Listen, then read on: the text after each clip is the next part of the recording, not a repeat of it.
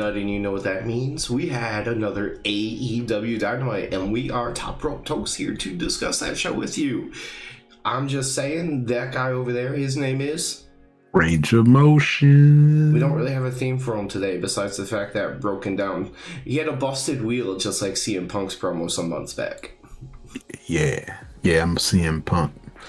So later... Hopefully I don't get my title stripped. Man, don't you kind of want to get stripped sometime? Not searched.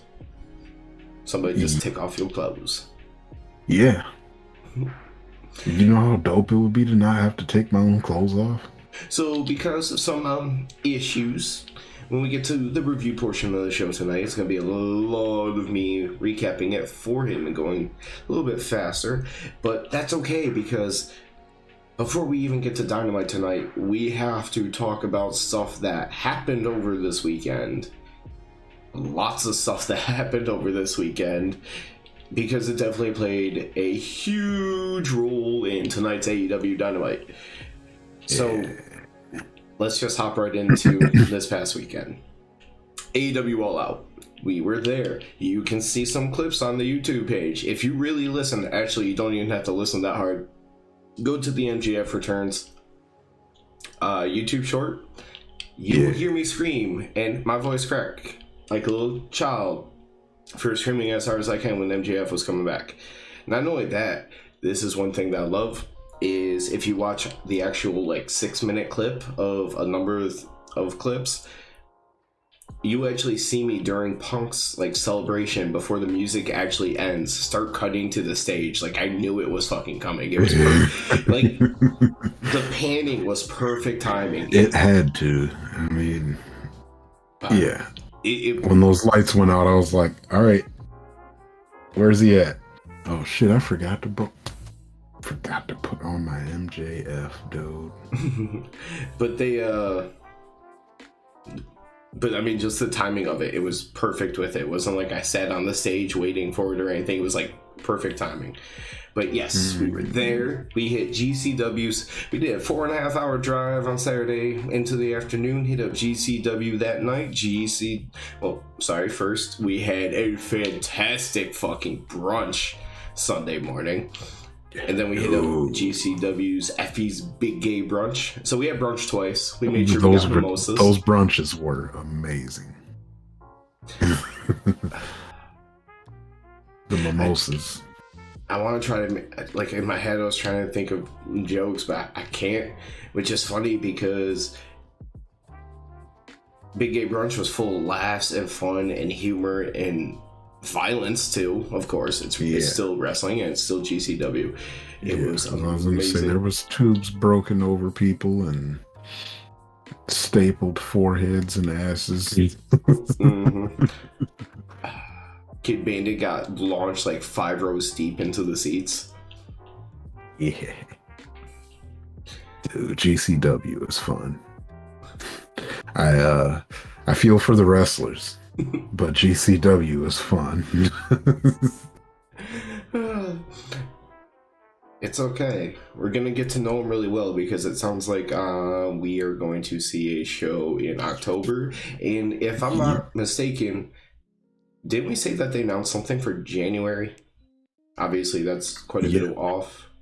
Yeah, I believe there was something for January as well. So we're going to get some GCW coming up in our future. Hopefully, maybe between those shows, because AEW's dates go up to December or something.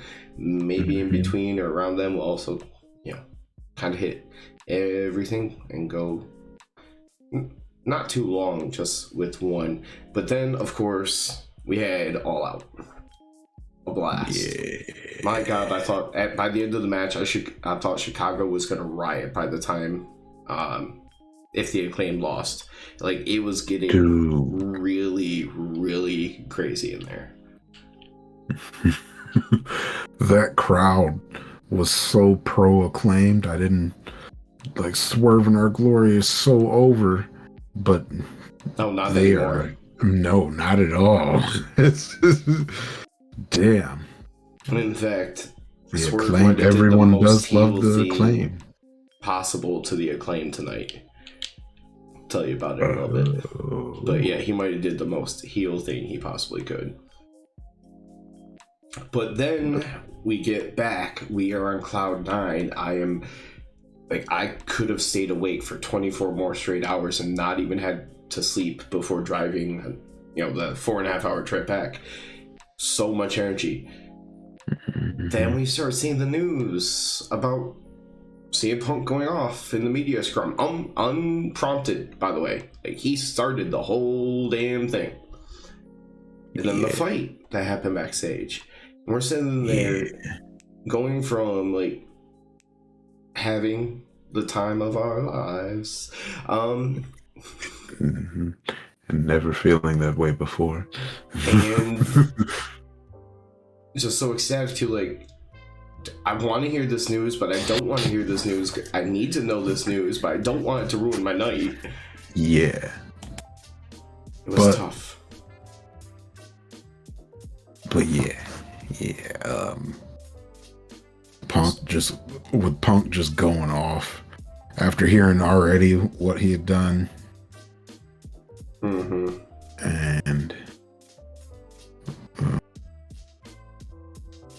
the funny thing is like, he said his door is open. If somebody has a problem, come talk to him.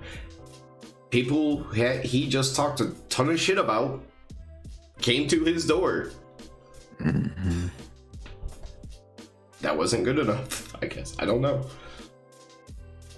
I don't want to believe either side of the stories, but the way that the Young Bucks put their side of the story sounds very funny. They're like, oh, Kenny's involvement was just he tried to get the dog out of there. And then he tried to break it up, and he got bit, and his hair pulled.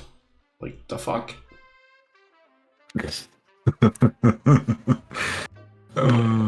The report from the Young Bucks side does feel like it's missing, like glancing over a lot of details. I'm not gonna lie. Yeah. Well, I mean, that's probably smart to leave out as much detail as you can. Like, give people a little something so they get off your backs.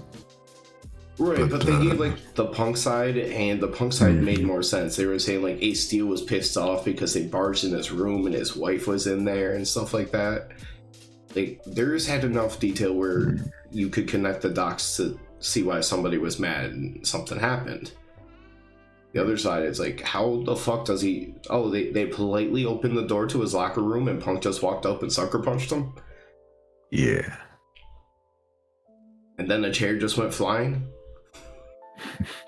And I'm mad now. Yeah, I'm mad now. Ooh, a chair.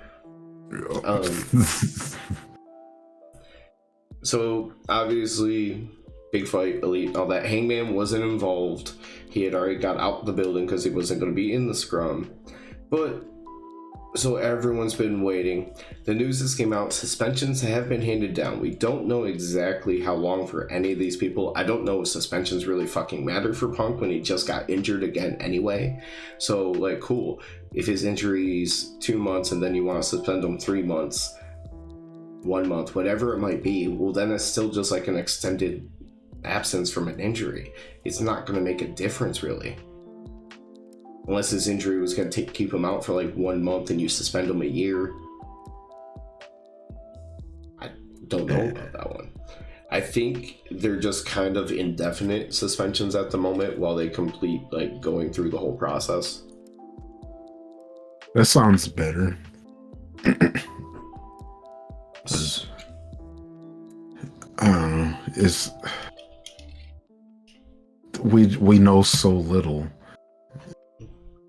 And it's hard to formulate an opinion based on what you got out of it, because I don't like to judge without knowing fully. Yeah, like, we have a lot, enough to go that something happened. Mm-hmm. But here's the thing, everyone's focusing on the side of the fights, as if that's the only thing that happened. No, it's not. CM Punk essentially pulled down Tony Khan's pants in the media scrum and cut his balls off in front of everybody. That can't fly either. Yeah. I mean,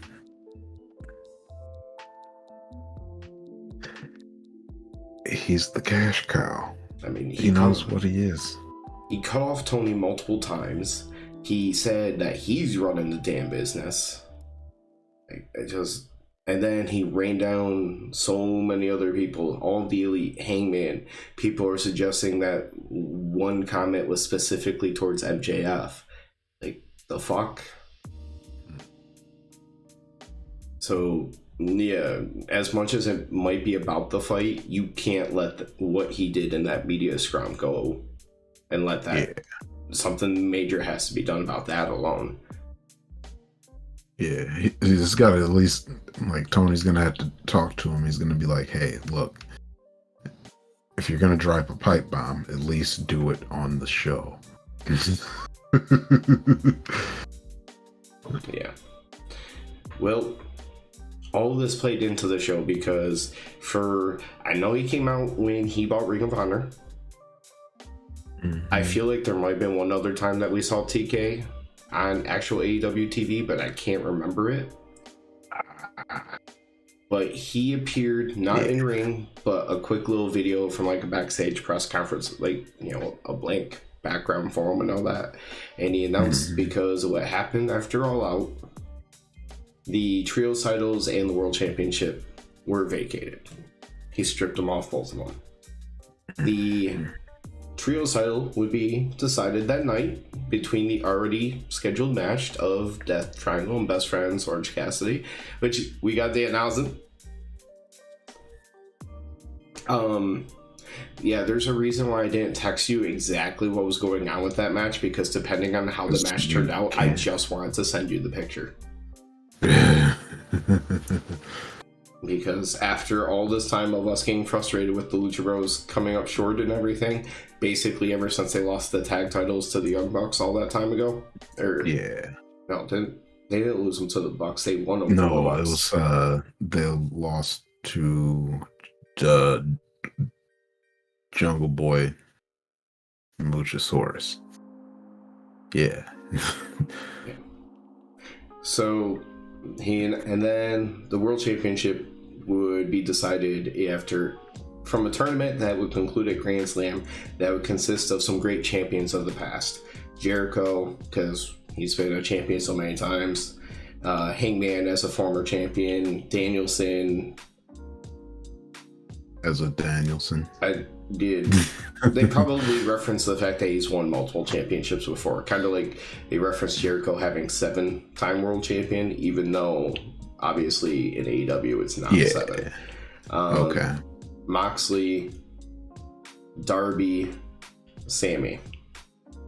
Because I think Sammy has the most TNT title reigns, and I think Darby has the longest TNT title reign. Okay. So Sammy and Darby will go 1-on-1 on Rampage. Winner faces Mox. Danielson and Page fought tonight, and that winner will go on to face Jericho. And obviously those two matches happen where the two winners will meet then at Grand Slam. Oh. Now, after that, we got what would have kicked off the show in a normal fucking week if craziness had ensued. Because we got MJF opening what should have been opening the show in the state of New York. Granted, not anywhere close to what he likes. He has a big ovation still. He's wearing a Bills Josh Allen jersey, runs over, hugs Taz, because Taz is from the state as well, again, but you know, Taz is kind of like MJF, I believe, more, you know, New York City area, not the state. Yeah. He acts super face with the crowd. He does the thing like leaning up against the rails with the fans, everything like Punk, but he does it so like over the top, emphatically. Looking like a kid on Christmas, running around, hugging everybody, and yeah. Gets in the ring, he's like, the devil is back. He has a big old smile on his face. He starts to apologize, saying like, the last time you saw me, you know, I said a lot of things. I didn't mean on me. He starts to go over some of the specific insults just to kind of show he's still a dick. But then he insults the fans still, but then he plays to the fans for everything. Says he doesn't need the tournament. He has the chip that says he can get a championship title match anytime he wants. This is where it got really good. And keep in mind, like I said, he still has some of his dick tendencies, but he is playing to the crowds. They are cheering him to death. They love him. He says, I know it seems like they're in a dark time right now, but there was once a wise Jew whose name started with the letter M, and when his people were meek and weak, he split the sea and led them to the promised land. Buffalo, I'm not trying to compare myself to Moses. I'm better than Moses. And then and he gets a huge applause, and then he does his MJF stuff in a very face way. He goes, my name is, and he does like the fist pump into like towards the mat. Maxwell, Jacob, Freeman, I'm better than you. And then he puts the mic out to the crowd, like a face would, and he lets the fans yell, and you know it. Like, it was very interesting because he got to be his dick, but it was working as a face. It was weird but really good and funny, and got reactions. Mox comes out, says he's full of crap. He's like, what, you don't think this is sincere and everything? Then he goes full heel back to himself. He's like, what? No, Josh Allen isn't the greatest quarterback of all time. He's garbage. And your football team sucks. And he rips off the jersey and all that other stuff and goes on side right. Says, I'm going to use the title as a bargaining chip to go to a real company for the bidding war of 2024. Go be with my best friends, the American roller coaster, blah, blah, blah. He says, and as his hero says, the game, it's best for business. Mox, this is when we start to get to very much, you can tell they had a meeting backstage and how that came across. Because Mox says, this is not the time. I'm not in the mood. And you could tell it's like a very serious kind of demeanor. Basically says, get out of the ring or I'll make you get out of the ring. MJF acts like they're going to fight. He actually has a really tough time to get his shirt off, and he just rips it off, and he has the collar still around his wrist. Just the collar. Yeah. But then he leaves. Mox says he's embarrassed, he's mad, etc., because everything that's, been going on. But he's most mad about losing the title, and goes on about what the title represents, being the best, the revolution, the change, showing what wrestling could be, talking about basically a very cheerleader AEW, about the revolution, everything else, what it could be. He hypes up all the competitors in the... Anybody says he lost, that's on him. He was actually supposed to be on vacation right now, but about 48 hours ago, that all changed. Referencing what the fuck happened. They needed them some Mox. Yeah. He hypes up all the other competitors and says the best always want the ball in their hands when the game is on the line. He wants the ball. This is when legends are made. I mean, he repeated himself a couple times in a very emphatic way, which is great for a promo, but I don't need to do it. Yeah. Did he yell, I want the ball. I want the ball. No. That'd be something Daddy Magic or Ortiz would do. He just says the ace always wants the ball. I'm ace, and I want the shot, or I want the ball. I'm taking the shot. He says these are the times when legends are made. Like when shit hits, basically, when shit hits the fan and you step up, that's when you become the legend. Yeah. And honestly, it was a very well received promo. The commentary was all over it. It was still a Mox promo, but it wasn't super rambly Mox promo. Yeah. Now so he made you feel something this time. Oh, you could tell that he was pissed off about everything that was going on. Yeah. And he's supposed to be on vacation right now. Now he's got to come back and be champion again. I was wondering if maybe it was time to just throw Danielson in there.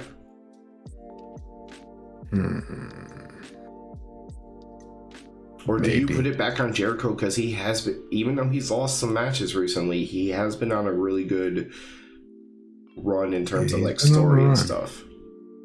He has been on a run, so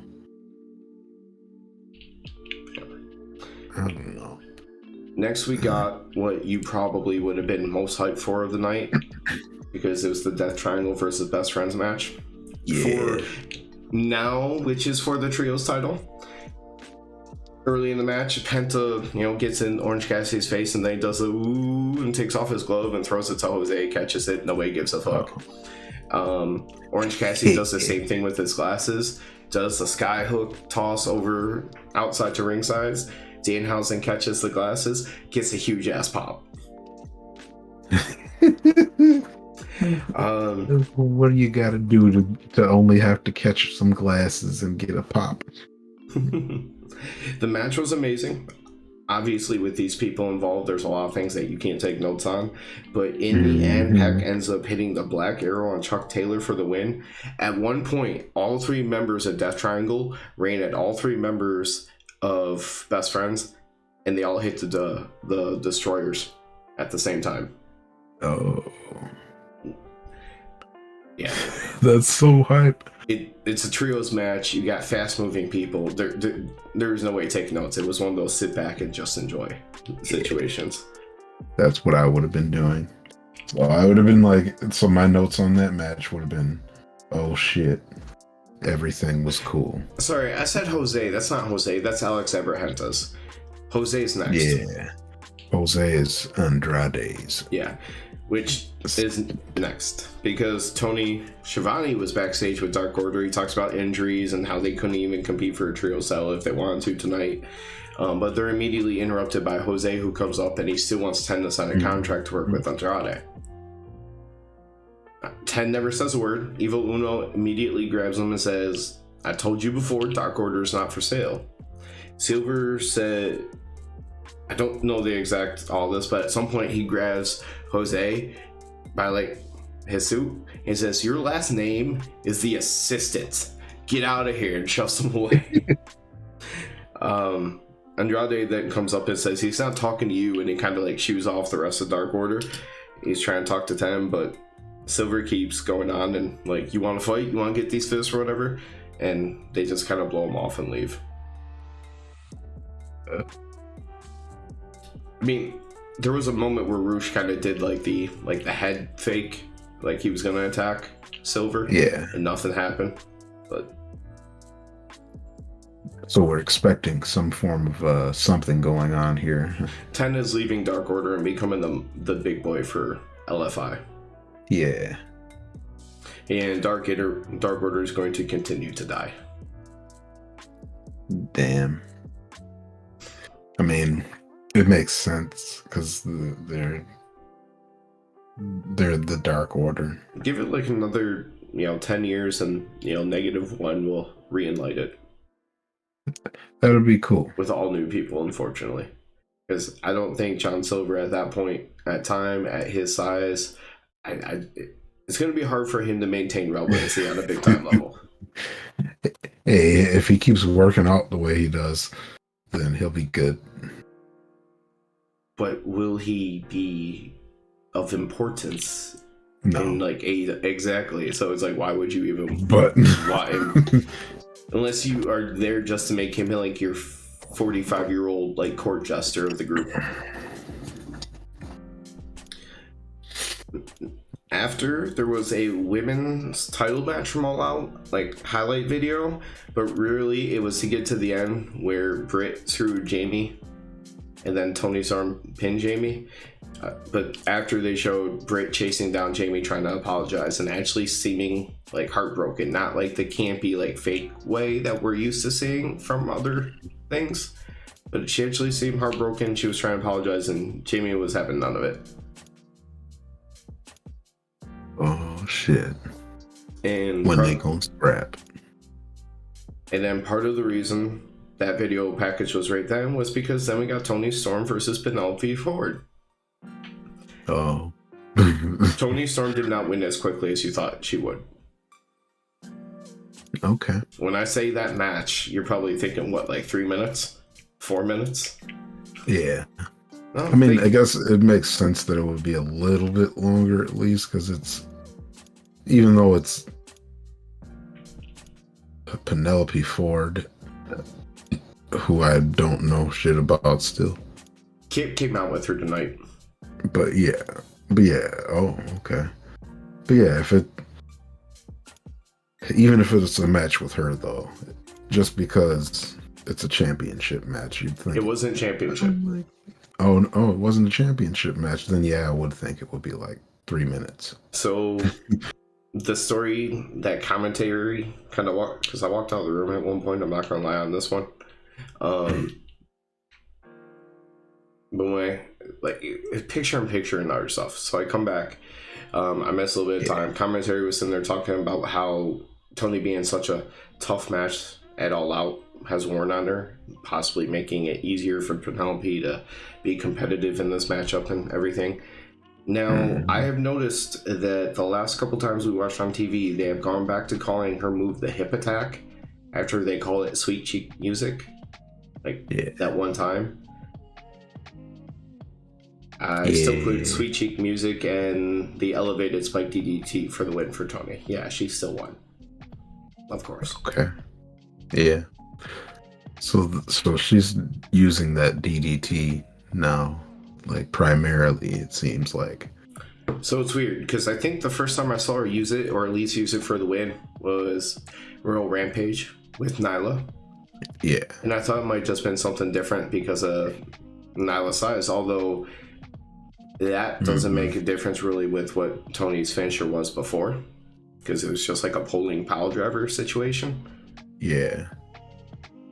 But no, that's... Because I mean, the DDT would be much easier to pull off on somebody like Nyla, but now that she's using it every time... Yeah, who knows? Okay. But that's another thing that we saw the first time ever when we went to that. And say, here on Top Rope Tokes, we like pile drivers a whole lot, so... it's a great I'll be sad to see it go. Next we got I don't know what to call them because I don't feel like typing out their names every single time. And when they first got to AEW, they were called 2.0, but Daddy Magic and Angela Parker. Okay. They have a little video. It ends up changing, but it's them at first. Basically, Angelo says he had a competitive match, and Daddy's like, you did, blah blah blah, because everyone's been getting decimated by Hook. Yeah. But he lost. But then they talk about how after the match, Hook was getting his just desserts when some guy who doesn't even belong there gets in the ring, and then they just kind of talk back. That's when Action Bronson in a video with Hook kind of starts going back and forth, and basically they'll see each other at Grand Slam. They never said an actual match or anything, but yeah, something's happening at Grand Slam. Maybe they'll do Daddy Magic versus Hook. Yeah. With the other two just being able to, Action Bronson would just have his back, like Angela Parker would be there. Yeah. Let's do Daddy Magic in the match next time. So Daddy Magic's a better cheerleader. So that's all right. This is one of those things I mentioned earlier in the show that we would have to get back to, because after this video, possibly after a commercial break, but either way, when we go back to the inside the arena, the Acclaimed are on their way out to the ring. The Acclaimed. I don't have any idea what they were supposed to do tonight. Tell me, what would be the most heel thing Swerve could do to the Acclaimed? Interrupt the caster's rap. He got like his listen. Hell and then Swerve's music hit, and they're like, what the fuck? Hell yeah. Swerve got booed, and he did his like little cackle laugh, and he's like, What? Y'all want more corny jokes? Here, I got a joke for you. They claimed as AEW champs, and then he does like that cackle type laugh. Mm-hmm. By the way, Keith Lee is not around at all. It's just Swerve. Okay. He's talking, not really much more. Billy Gunn cuts him off, and he says, "This isn't your house anymore. This is Daddy Ass's house." Crowd's going crazy. Bones says it's because the fans that they're getting our title shot at Grand Slam, and they're going to take the titles because everyone loves the Acclaimed. Scissor me, Daddy Ass. He should scissor him. Next. So wait, so when is that match? I think it's rematch. 2 weeks. Where the Acclaimed are going to take the titles? I think 2 weeks. Okay. Because I'm just as over as the Acclaimed are right now, they have to be taking the belts off of Swerve and Our Glory. And if you're doing the rematch after All Out with that reaction and everything, see, that's the only reason you do this match again. If you do this match again and they lose again, that is not. I mean, that's the end of them for a while. After that was Tony Schiavone with Chris Jericho, Anna JAS, Sammy and Ty. Okay. My notes are not going to do this justice because Jericho did some of his corny Jericho things. And it was a little bit awkward. But Jericho says he's found the fountain of youth. He's drinking it in, man. That was something he did back in the day in WWE. Drink it in, man. Is he going to stretch somebody? Did not hear him talk about stretching anyone today. But he got that fountain of youth. That's why he was able to defeat Danielson, and he's proved that he's the best wrestler ever, the best sports entertainer ever. The BC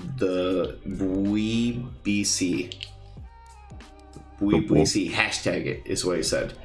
Tony's just in there confused because best wrestler ever, best sports entertainer ever is BWEBSEE.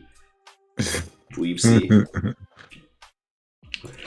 He's winning the title. It's his company. No one's taking this locker room from him.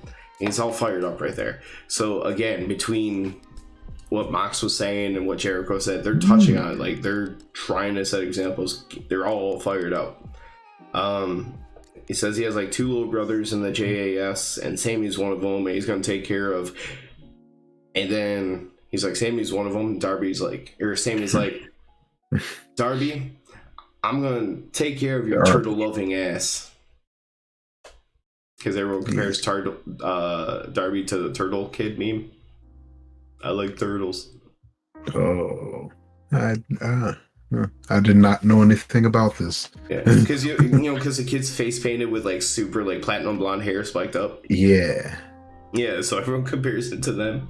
It's I'm gonna take care of your turtle level ass. I never thought of that. I don't think Jericho knew what the hell he was referencing, because Jericho was kind of awkward for a second. He's like, "We hate turtles." He didn't know what to do. Yeah, because he's 100 years old. Come on, man. You can't just can't be throwing out memes. Then he talks about his other little brother and says that because Garcia left Jericho Appreciation Society alone during the celebration at All Out, he's going to be alone tonight in his Ring of Honor Pure Championship match against Wheeler Yuta. And Jericho goes, "Isn't that right, Sammy?" And Sammy's just kind of looking at himself. He's like, "What? Sorry, I got distracted. Do you see how sexy I am?" And he rubs over Jericho's abs, and Jericho's like, "Yeah, we're sexy." Yeah. That's what I'm saying. It doesn't do it justice because it's Jericho and it can get pulled off. Gosh. But there's no way from notes that I could do it justice. I'm gonna have to. I can't. That sounds so ridiculous. I'm gonna have to go back and watch that. We did have a TNT title match next. It was Wardlow. Would you like to guess who won this match? Wait, who did Wardlow face? Does it matter? I mean, no, it doesn't. But it was Tony Nese. Tony Nese. Oh my gosh, yeah, Tony Nese he screams about to lose. Yeah, it took 3 power bombs, and Mark Sterling was about to get one. Then Josh Woods came to save him. Here's another example about people getting fired up. Wardlow gets on the mic, and he is just screaming into the mic. Says he hears the comments people are saying out there that he's lost momentum, blah blah blah. He's like, nah, I'm the TNT champ, and he's gonna show everyone in the back this is Wardlow's world. There's more to it. There's a little bit of passion. You could tell like it was, he was fired up.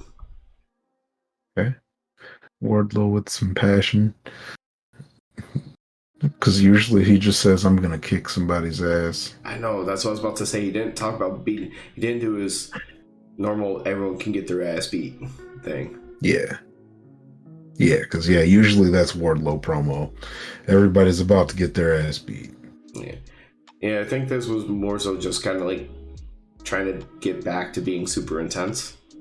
Yeah, as opposed to lately, like when he's in these group things, he does so much of that, like shrugging off people and like whatever, rolling his eyes. After that, Wardlow. We had a video of Darby, responding like back to Sammy. It says that him and Sammy, since AEW began, they've been moving up the careers together, pretty much just one-upping each other all the time. He said, but there's one thing that neither of them have done yet. Neither of them have been the champ. He says, you want to talk about doing this fairly, blah, blah, blah. He just basically says, I'm going to leave Sting in the back, prove that you want to do this the right way, and leave everybody else in the back. And that match is on Rampage. Darby and Sammy. Oh, never mind, there is a note later for it, so we'll get to it. Hopefully Darby is going to be on there too. Leave Sting in the back and just bring out Darby Allin. Yeah.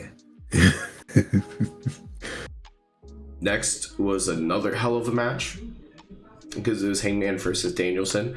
Now, it was very much a Hangman versus Danielson match. Like, you know what you get with both those two in their rings, like their styles.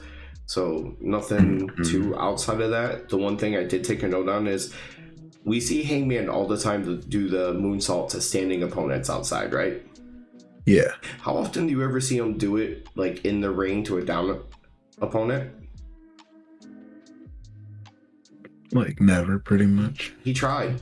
He missed. Oh. Danielson then hit him with the Bazaico knee, but Hangman went flying into the corner and then rolled out of the ring. Did a pop-up powerbomb to him on the ring apron, threw him back in the ring, went for the buckshot. Danielson dodged it and won with the Okada roll. It was a fun match. There was like technical wrestling, but then Hangman style wrestling and counters and good. It was fun. Oh, okay. I'm actually surprised that Danielson won. Now, I'm a little bit too, because that means we get Danielson and Jericho again. Yeah, that's the only reason why. Now, there's another aspect to it. I'm like, you just had CM Punk very publicly bury Hangman. He could have really used a big time win right now. Yeah.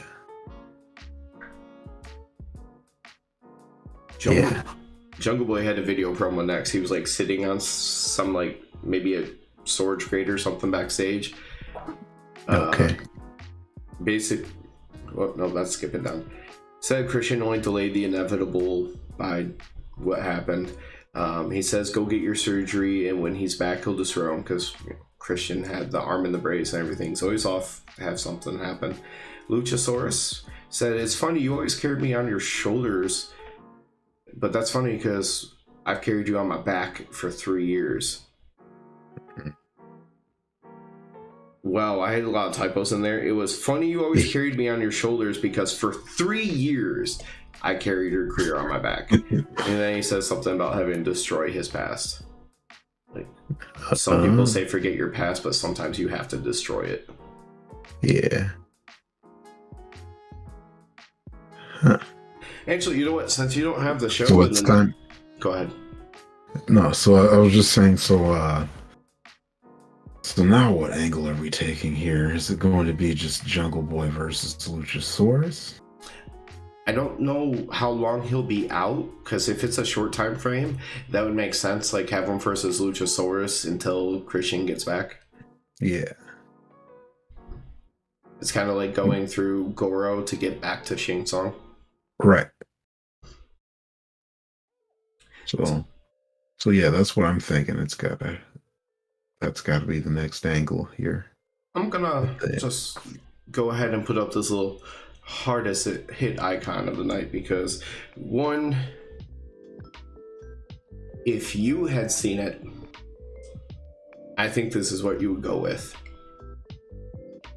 Even though it was kind of very stupid, I think you would go with it. We come back from something, and Stokely and all the people, not MJF, but, you know, Morrissey, Lee Moriarty, Ass Boys, etc., are with him on stage. He has a mic. There's no music. He goes, everyone's asking, wants an excuse or a reason why from the King of Ladder Matches. Yeah, he called himself the King of Ladder Matches. Everyone wants a reason. It was the greatest moment of his career.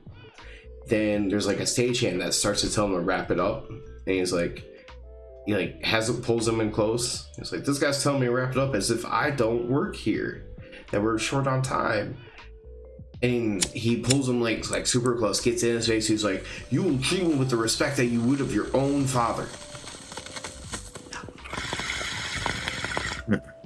And then he backhands the shit out of this guy, and he hits the ramp, and then all the little group starts beating him up, and then the Ass Boys ends up holding him, and Morrissey hits him with a big ass boot, and they leave. Okay. I like it. You know, the whole Stokely building up his faction of mid-card dudes, I wasn't understanding what was going on until he tied it all together with MJF. And I was like, okay, now I can see kind of what you want to do here. Like, you got MJF and Stokely helping out a bunch of guys that need help in the talking area. Hey, you know who gets along really, really well with both Ethan Page and MJF?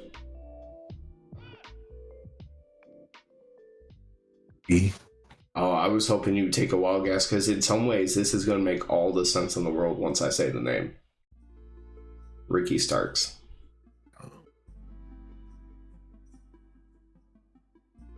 Their age means that they're kind of been in similar points in their careers. Yeah. Where they would have came across each other. Ethan Page, before his channel now, used to do like sit downs with a bunch of other small wrestlers called Egos Amigos, and I've seen MJF out of character on there before, Ricky Starks on there before. I actually talked to you about Ricky Starks one before, I think. Yeah. Maybe. But no, they don't need him in there too. No. Yeah. So you already got two talkers. What do you think? And you've heard Ethan Page talk when he's not in the group that he was with, and he's fine. Yeah, he's not bad at all. He just needs some kind of storyline. What do you think of seeing Darby and Sammy, as much as we don't like Sammy, as a match on Friday? Could be fun, right? Yeah, I think that'll actually be a fun match. You want to know something else that we got a video package for that we're going to get on Friday? What? Ring of Honor title match. Claudio versus Dax fucking Harwood. Okay. Yeah. So for the wrestling purposes, Friday is definitely going to be good, because it's only an hour, and that's two of your matches. There's only going to be one more. Yeah. All right, Rampage. Rampage is going to be hot. I like it. And then we had the Wheeler Yuta, Daniel Garcia, pure Ring of Honor pure championship match. which means you only get 3 rope breaks, and then you can't have any more rope breaks. You can't hit anybody with a closed fist, which all of this played into effect. But Daniel Garcia challenged for this title not that long ago, remember? Yeah. And now he's challenging for it again in his hometown of Buffalo, New York. Mm-hmm. And he has a musical artist to his entrance. Mm-hmm. Would you like to take a guess who won?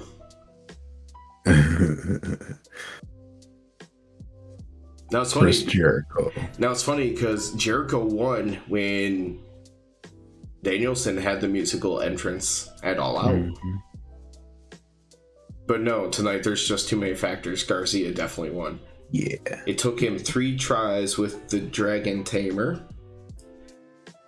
And it gets fun because you know how the whole thing about Daniel Garcia's story has been probably the most entertainment is like the subtle interactions between Danielson and Jericho? Yep.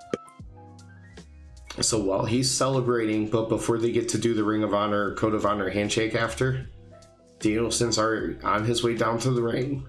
He gets in and he looks at Yuta and he's like, shake his hand. But at first Yuta was like, pushed him, like, the fuck, man. But then he shakes hands with Garcia, sits in the corner. Danielson grabs and just snatches the belt from Garcia. But then tells Garcia to turn around. And he actually puts the title belt on Garcia and then raises his hand. And while this is happening, Jericho's coming out on stage. And he just looks like a heartbreaking middle-aged parent. Just like sitting on stage like, what? What is happening? Well, Danielson's just in there holding up and celebrating and shaking hands with Garcia. Because remember, Garcia was pissed that the moment got taken from him. Yeah. With his hero. So he had that moment now, and Jericho just looks like he's about to cry. Like his child chose one parent over the other, and he lost. Holy shit, that's basically what just happened. Never mind. Yeah. Yeah, he's going with his new dad. Too many people in this company have daddy issues. Yeah.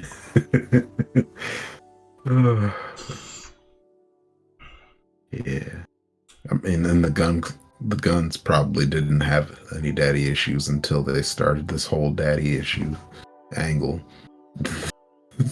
Well, now they're like, you know what? We do have daddy issues. Because they refused to embrace their father's name. That's what really started the whole thing. Their dad was Mr. Ass. So shouldn't they be Colton and Austin Ass? They just own their own last name. God damn it, Danhausen.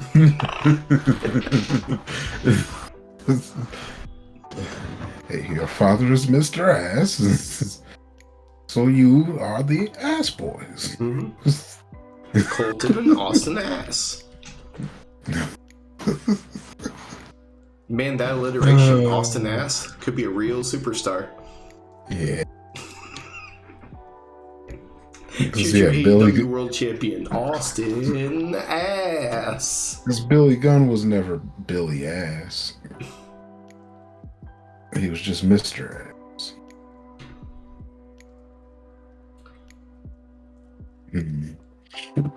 Old Danhausen. He doesn't work for AEW, he works for A&W.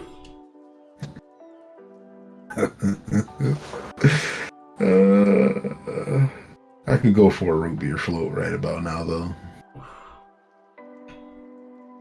Damn it, Dave. Wait, what would you put in it since you and ice cream don't mix? Or would you? I'm at home right now. I could do it. As long as you have your own private toilet. Yeah. Yeah, I'll be fine. It's because it's like a 50-50 shot I've got. All right, as far as just in case we do come back around and to find something interesting to talk about here at the end, which we have plenty, lactose intolerance. Just to explain weird little float stuff. Yes, I'm very, very lactose intolerant, people. But it's weird. I love ice cream. So I developed lactose intolerance in my late 20s. think. And but yeah, I've always been the biggest ice cream fan. And now ice cream is bad. Like half of the time. Sometimes I'm fine. But the other half of the time, bad day. I've tried some of that non, like the lactose free. No, it's so bad. It's not the same, man. I need my ice cream. You know what it's almost as bad as? CM Punk's championship reigns.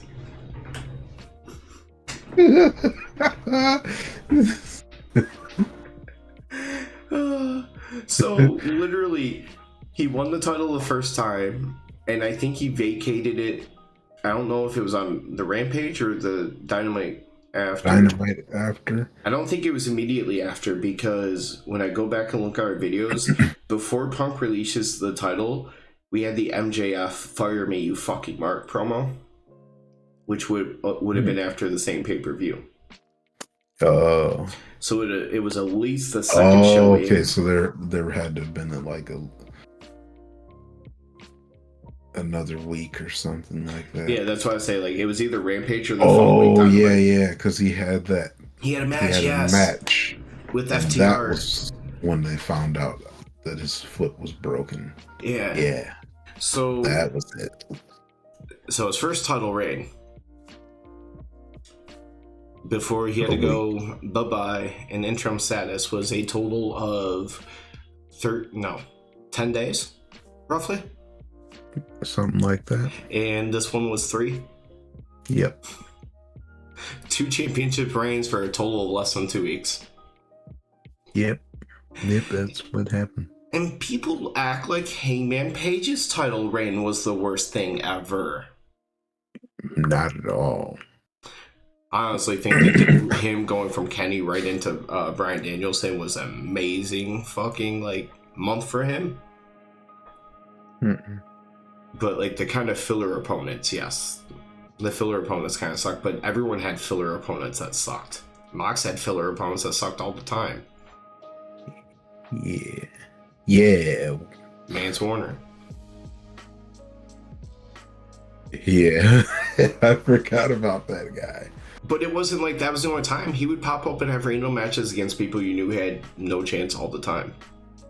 Mm-hmm. It is what it is.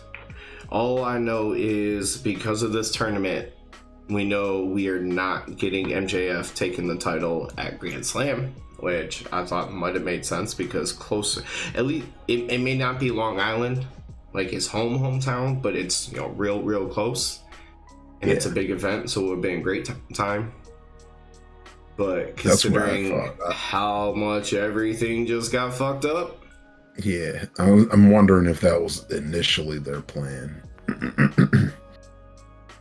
Especially since when he came out at All Out, he said that belt is coming home to him or whatever.